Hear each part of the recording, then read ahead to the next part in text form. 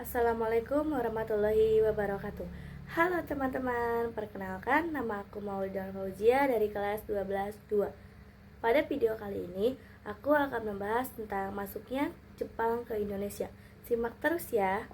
Bangsa Jepang pertama kali masuk ke Indonesia pada tahun 1942. Apa yang melatar belakangi Jepang untuk datang ke Indonesia? Bagaimana respon rakyat Indonesia terhadap kedatangan Jepang, serta bagaimana cara Jepang menduduki wilayah Indonesia. Kita bahas satu persatu ya. Latar belakang masuknya Jepang ke Indonesia, yang pertama adanya restorasi Meiji, yaitu serangkaian peristiwa yang berakhir pada pengembalian kekuasaan di Jepang kepada seorang kaisar. Restorasi Meiji berdampak besar pada industrialisasi di Jepang. Jepang bangkit sebagai kekuatan militer pada tahun 1958. Slogan negara makmur, militer kuat setelah tumbuh menjadi kekuatan baru. Jepang melancarkan serangan ke berbagai negara di Asia Tenggara dengan tujuan menguasai sumber daya alam. Pada pertengahan tahun 1941, Amerika Serikat melancarkan embargo minyak bumi. Embargo adalah larangan untuk melakukan perdagangan dan perniagaan kepada suatu negara. Amerika Serikat melarang melakukan perdagangan minyak bumi terhadap Jepang, sedangkan Jepang sangat membutuhkan minyak bumi untuk industri dan korban perang.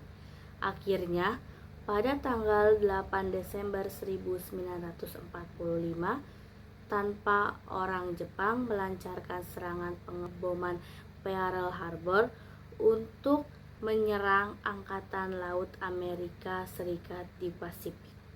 Jepang berhasil menghancurkan pertahanan militer Amerika Serikat.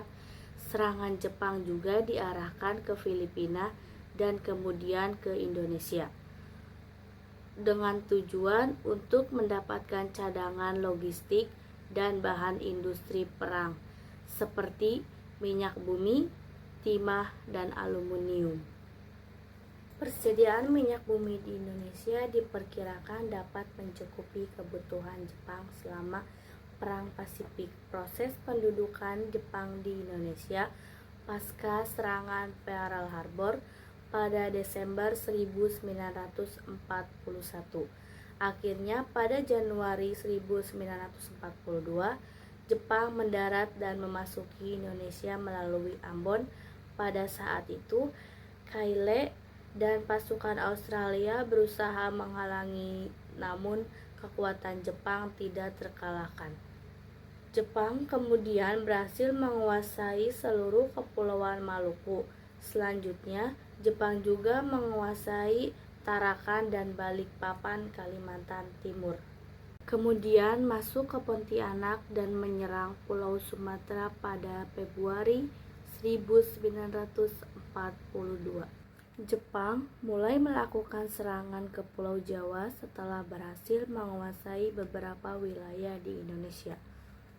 Jepang kemudian ingin menguasai Jawa yang pada saat itu merupakan pusat pemerintahan Hindia Belanda. Untuk menghadapi Jepang, blok sekutu yang terdiri dari Belanda, Amerika Serikat, Australia, dan Inggris membentuk komando gabungan KAN yang disebut dengan ABDACOM, American, British, Dutch, Australian Command, yang bermarkas di Lembang.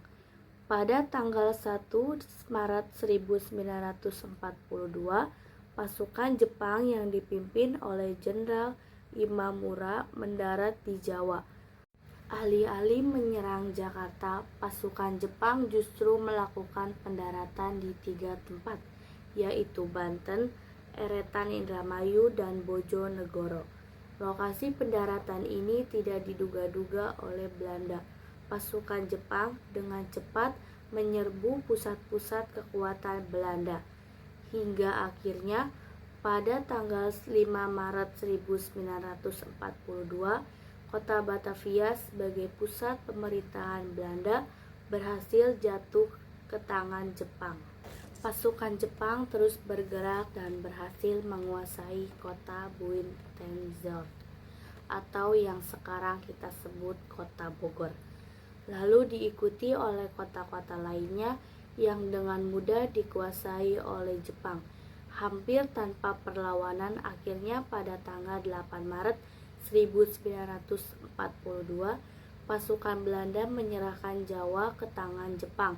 Penyerahan tidak bersyarat ini ditandatangani oleh Jenderal Terputar, wakil dari pasukan Belanda, dan Jenderal Imamura, wakil dari pasukan Jepang. Penandatanganan dilakukan di Kalijati, kota Subang, sehingga peristiwa ini disebut dengan kapitulasi Kalijati. Dengan demikian berakhirlah masa penjajahan Belanda di Indonesia. Selanjutnya, Indonesia berada di bawah pendudukan Jepang. Sambutan rakyat Indonesia terhadap Jepang. Kedatangan Jepang di Indonesia pada awalnya disambut dengan senang hati oleh rakyat Indonesia, di mana orang mengucapkan banzai banzai yang artinya selamat datang. Sementara itu, Jepang terus melakukan berbagai propaganda untuk menggerakkan dukungan rakyat Indonesia. Didoktrin bahwa kedatangan Jepang ke Indonesia adalah untuk membebaskan rakyat dari penjajahan serta dapat memajukan kesejahteraan. Salah satu bentuk propaganda yang dilakukan oleh Jepang adalah propaganda melalui siaran radio. Lagu Indonesia Raya diperdengarkan di samping lagu Kimigayo melalui siaran radio juga. Jepang melakukan propaganda mengenai produk-produk buatan Jepang bahwa produk mereka itu bagus dan murah, sehingga rakyat Indonesia dengan mudah membelinya. Selain itu, Belanda Merah Putih juga boleh dikibarkan berdampingan dengan bendera Jepang.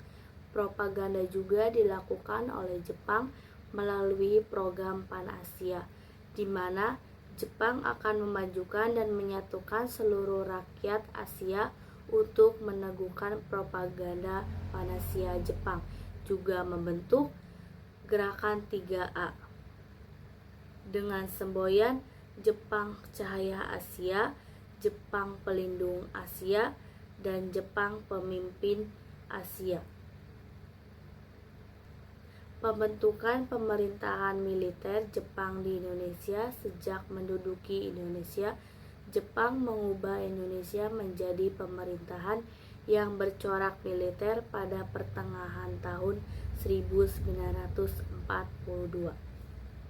Jepang membagi Indonesia menjadi 3 pemerintahan militer, yaitu Pemerintahan Militer Angkatan Darat Sumatera yang pusatnya di Bukit Tinggi, Pemerintahan Militer Angkatan Darat Jawa dan Madura yang pusatnya di Jakarta,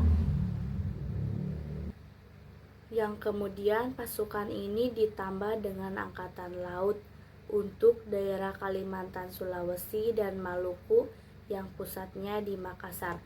Sedangkan susunan pemerintahannya sebagai berikut.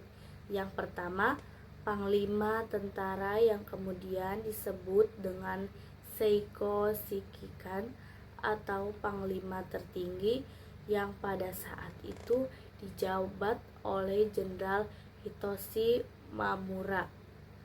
Yang kedua, Kepala Pemerintahan Militer, yang pada saat itu dijabat oleh Mayor Jenderal Seizaburo Okazi. Yang ketiga, Koordinator Pemerintahan, yaitu semacam gubernur Koordinator pemerintahan ini meliputi wilayah Jawa Barat yang pusatnya di Bandung, Jawa Tengah yang pusatnya di Semarang, dan Jawa Timur yang pusatnya berada di Surabaya.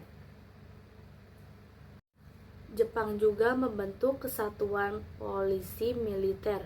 Sejak membentuk pemerintahan Trini secara perlahan, Jepang mulai melakukan perubahan seperti menetapkan lagu kebangsaan hanya Kimigayo dan melarang lagu Indonesia Raya. Padahal sebelumnya lagu Indonesia Raya sering diperdengarkan. Selain itu, rakyat Indonesia mulai dilarang mengibarkan bendera merah putih.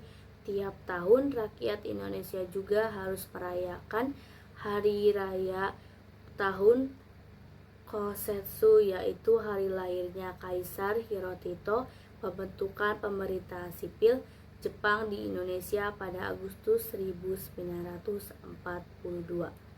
Jepang membentuk pemerintahan sipil melalui ketetapan Undang-Undang Nomor 28, di mana susunan pemerintahan daerah berupa Shu yang berarti presidenansi, yang berarti kota, Ken yang berarti kabupaten, Gun yang berarti kawedanan, Kabhai yang berarti kecamatan, dan Ku yang berarti kelurahan. Susu atau Kresidenan saat ini kita sebut dengan provinsi. Sedangkan Kun atau Kawedanan saat ini sudah tidak ada karena wilayah administratif di bawah kota atau kabupaten saat ini langsung kecamatan.